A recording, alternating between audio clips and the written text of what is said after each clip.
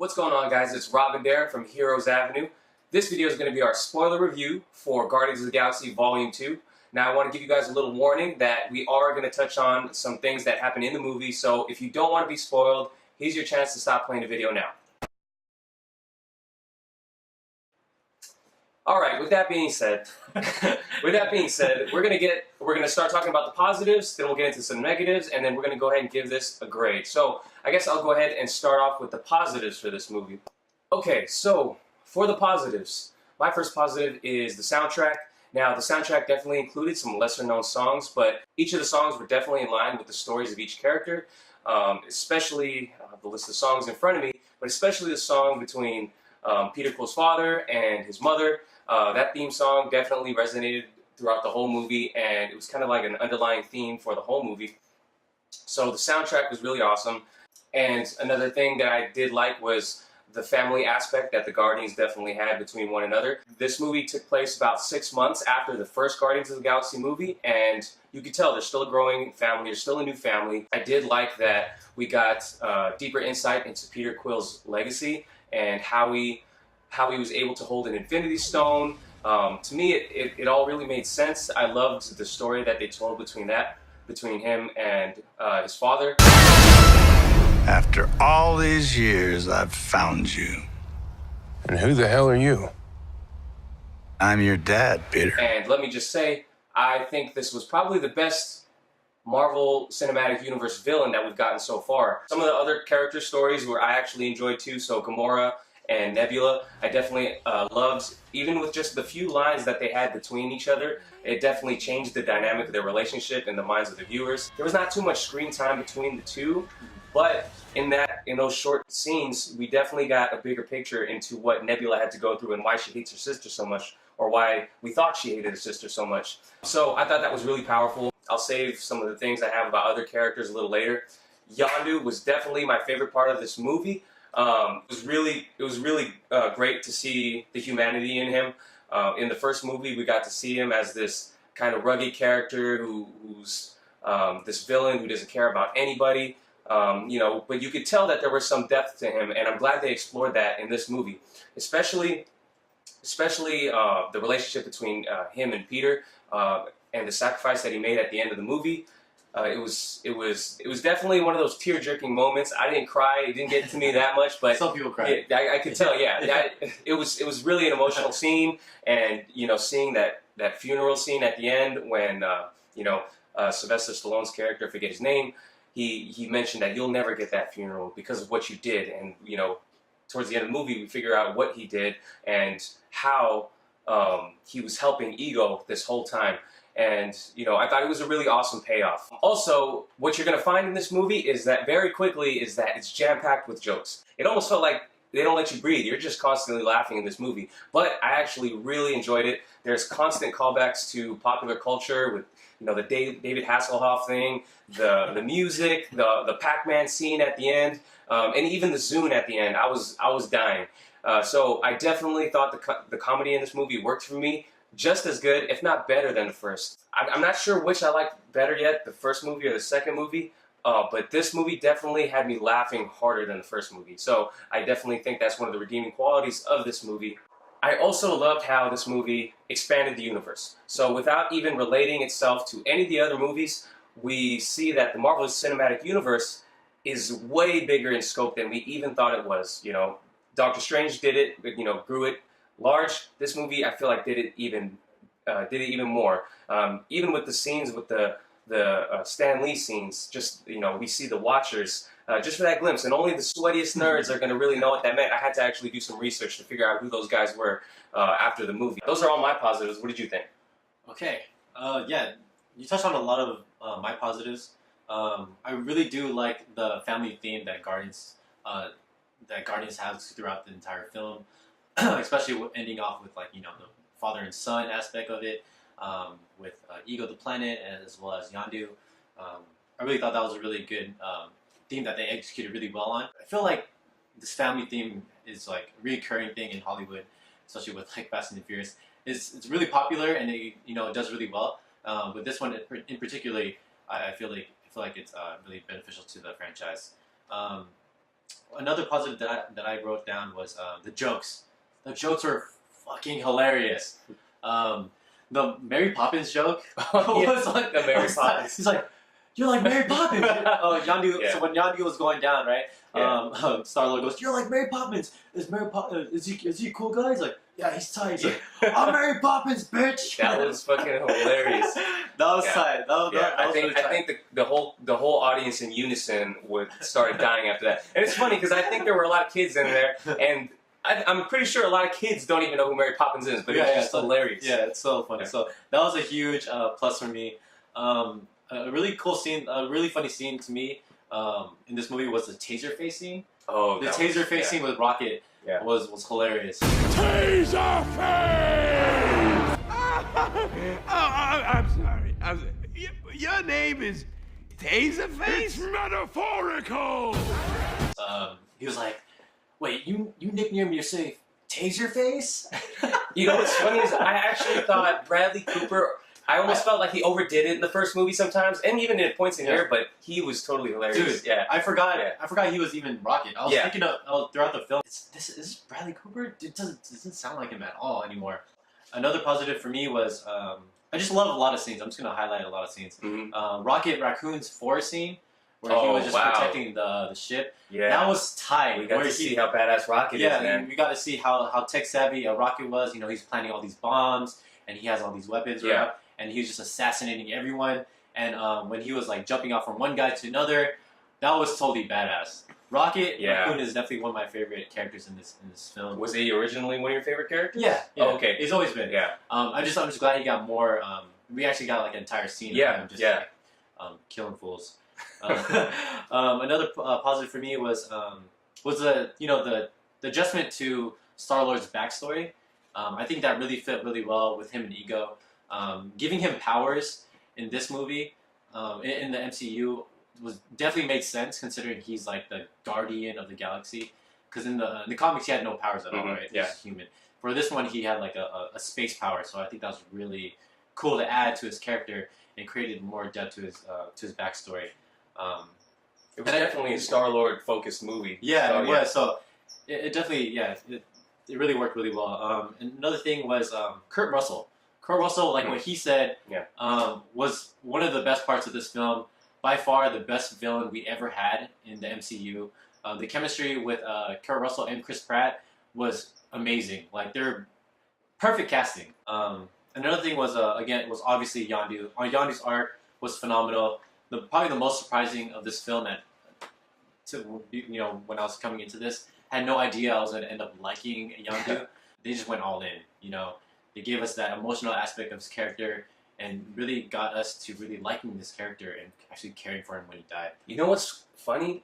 I also forgot to say, this is like the first time it felt like there were stakes in the Marvel Universe. He died. Yondu actually died. I don't know if they're going to bring him back somehow, but he died in this movie. I know Quicksilver died in the Avengers, but no one cared. I felt like I didn't care. No one cared. I think this one, This one, and the little montage that they had with Star-Lord and Yondu at the end. Yondu's like teaching him how to shoot. Where Star-Lord actually realizes he did have a father this whole time. Man, that just got you, man. Yeah. A lot of people I think, there were some people in the theater you could hear they're sniffing really loud. I believe it. There were some diehard, fans that I could tell that were reading the comics. Yeah, and obviously, last but not least was the music. The music was perfect, executed really well. Even though it may have seemed excessive at times, I think it was perfect. If you're gonna have basically a music themed movie, this is the way to do it. Definitely. So that wraps up our positives. Do you want to get into our negatives? Yeah, so let's go straight into our negatives. Okay, so for the negatives, the negatives for me, honestly, was because this movie was essentially like a comedy action movie, we didn't get much of like serious moments throughout the film. Not much. There's a lack of drama in the movie. I feel like there was, and I feel like...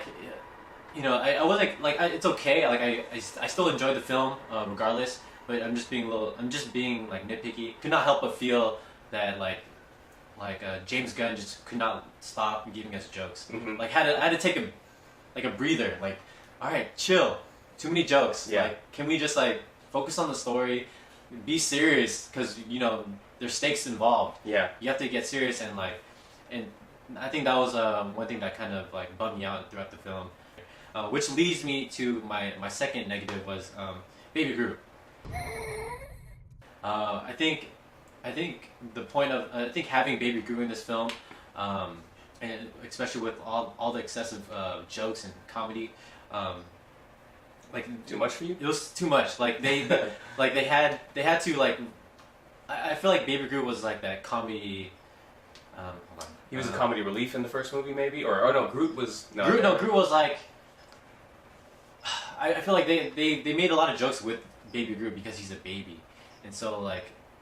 I don't know. That's what I feel like. That's why they did it. Honestly, I was one of the big guys that you saw in our non-spoiler review right before the movie. I was like, I hope they don't do too much with Baby Groot, but I actually liked how they incorporated Baby Groot. I mean, it's okay, but it just like it was too much. It was. There too was much definitely a lot. I I definitely agree. There was a lot of comedy, and they could have scaled back on the comedy, even though I loved it. Yeah. I love the comedy, but they could have scaled back and give us more of them serious moments. Yeah. For example, you talked about how there was a lack of drama. The example when Mantis, and Drax had that moment, I thought it was like, okay, they're gonna actually dive deeper into Drax's backstory and how he felt. Yeah. But he sprinkled like 20 seconds of that, and then constant joke after joke, it was so hilarious. Yeah. When he kept talking about how ugly Mantis was, it was like nonstop pounding it into you. But you got that serious moment, and it seemed perfect. Like, all right, we're gonna get a little bit of Drax. Yeah, and we're gonna get more. And then they take it away. Yeah, and they just grabbed it right from. They snatched it right from us. Yeah. So I totally agree with you. As far as Baby Groot, he even had. I can't remember a movie that literally had a music video in the beginning with one. I mean, it focused on Baby Groot. He had he did the whole intro, with the music video. So I understand what you're coming from with that.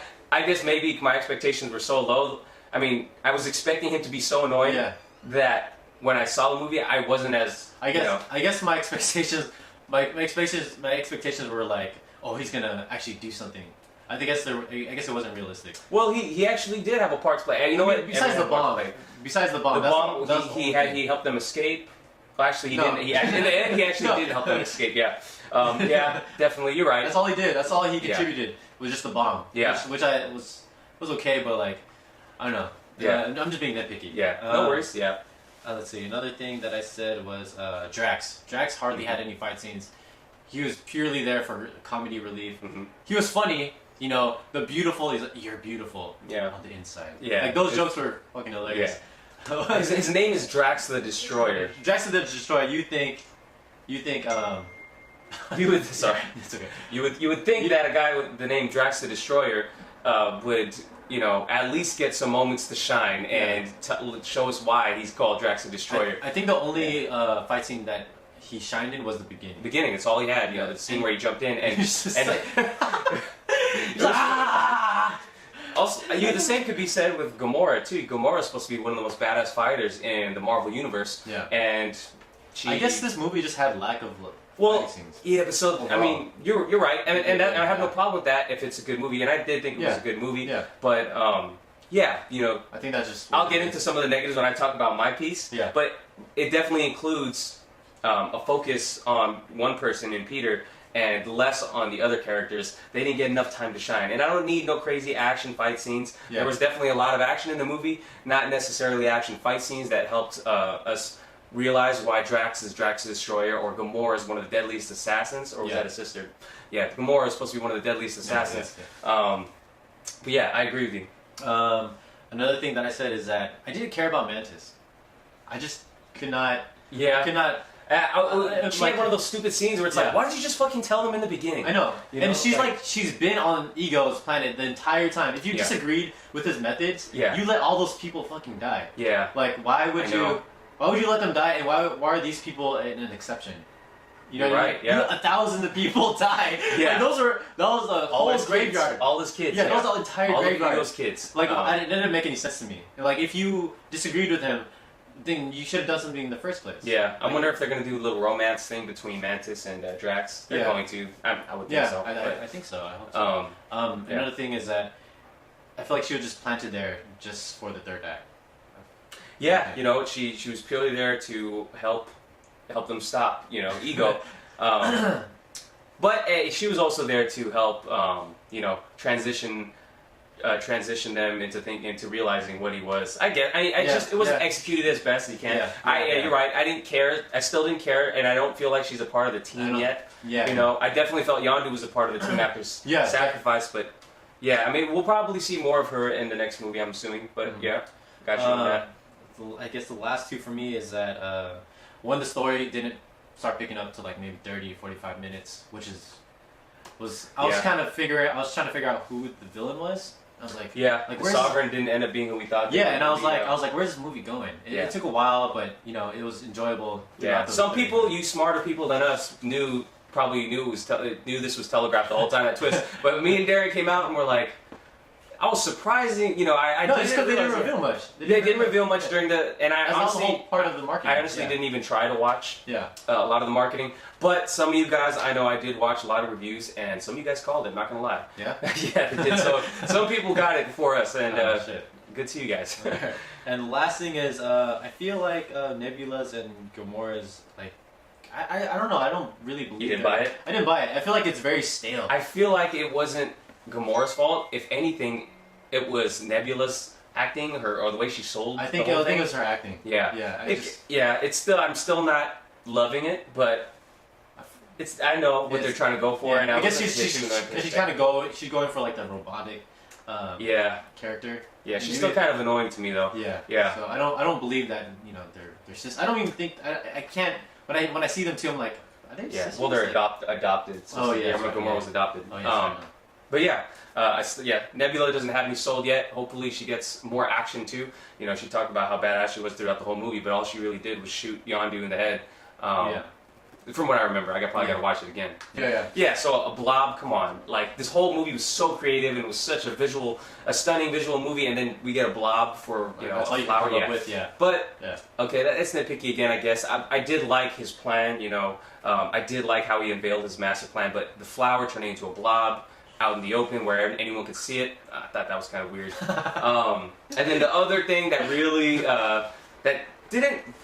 It was kind of weird to me that Peter Quill, and I'm sure a lot of people think this, Peter Quill and versus his father reminded me of Zod versus Superman.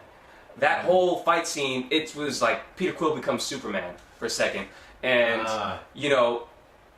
his father's supposed to be the living embodiment of this planet, the Celestial, who's been alive for countless years. Peter Quill just realized he's a god, and he's able to go toe-to-toe so easy. Maybe if he was a little underpowered, maybe he's just getting beat up a little bit more, but he was able to go toe-to-toe for a while with Ego, and that was kind of weird, He's half-breed, too. Yeah, and he's a half-breed. Yeah, I liked seeing him get powers, but for him to become Man of Steel, whooping some ass, I thought it should have been more of an unfair fight, but hey, I'm trying to be picky here because I really did enjoy the movie. So that kind of wraps up my negative. So all in all, you want to grade the movie? What did you think? So we're gonna go on a scale of A to a F, obviously. So we're gonna let a grading scale. Letter grading scale. All right. So for me, I give this a solid B+.